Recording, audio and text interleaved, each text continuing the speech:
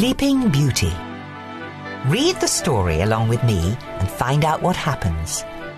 You'll know when it's time to turn the page when you hear this sound.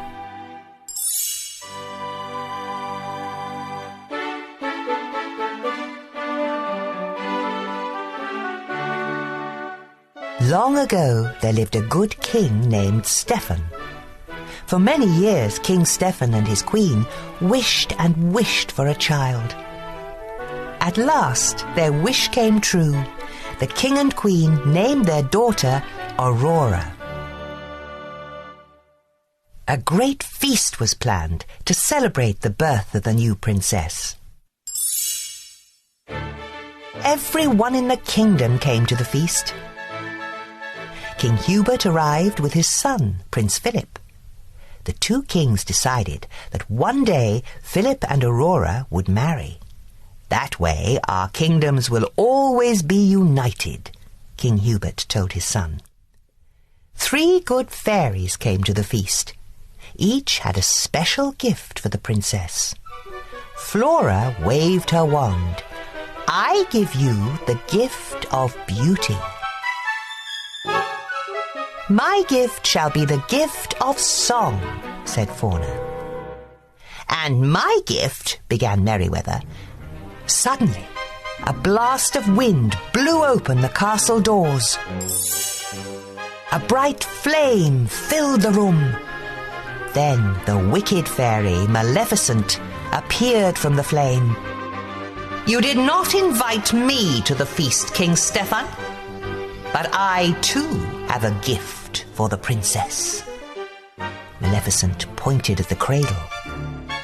Before the sun sets on her 16th birthday, the princess will prick her finger on the spindle of a spinning wheel, and she will die. Seize that creature, shouted the king. But Maleficent disappeared in a cloud of smoke. Luckily, Merryweather still had her magical gift to give. The good fairy could not undo the evil spell, but she could soften it. Merryweather waved her wand. Sweet Aurora, she said, not in death, but just in sleep, the fateful prophecy you'll keep.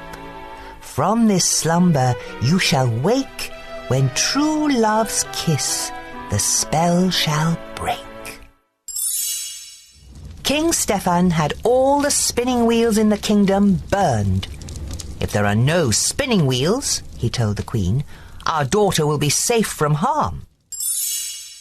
The 3 fairies knew Aurora still wasn't safe. Flora had an idea. The fairies would secretly raise the princess themselves in a cottage in the woods. And no magic, Flora told the others. Then Maleficent will never be able to find us. The fairies explained their plan to the king and queen. Reluctantly, the king and queen agreed. That night, 3 peasant women left the castle with a small bundle. The 3 women arrived at a cottage nestled deep in the forest. We must never call her Princess Aurora, Flora told the others. Her new name is Briar Rose. 16 happy years passed. Briar Rose grew into a lovely young woman. She did not know she was a princess, and she had never heard of the evil fairy. But Maleficent had not forgotten the princess. For years her soldiers had searched the kingdom. At last, they gave up. We checked every cradle, they told Maleficent. Fools, she shouted. You've been looking for a baby all these years. Maleficent turned to her pet raven. You are my last hope. Search for a maid of 16 with hair of gold. Go and do not fail me. The raven flew off into the night. The next day was Briar Rose's 16th birthday. The fairies wanted to surprise her with a party, so they sent her out of the cottage. We need berries, Fauna said. Lots of berries, added Flora. Don't hurry back, called Merryweather. The fairies set to work. Flora made a dress, Fauna baked a cake. This dress looks awful, declared Merryweather. The fairies needed a little magic. Meanwhile, Briar Rose was singing to the forest animals. She told them all about a prince she had met in her dreams. Nearby, Prince Philip was riding his horse. When he heard Briar Rose singing, the prince couldn't resist joining in. For a little while they sang and danced together. "What is your name?" Prince Philip asked. "Why, it's—" Just then, Briar Rose remembered that she was not allowed to talk to strangers. "I have to go," she said quickly. "When will I see you again?" asked the prince. He'd already fallen in love with Briar Rose. "Tonight. I live in the cottage in the glen," she called as she hurried away.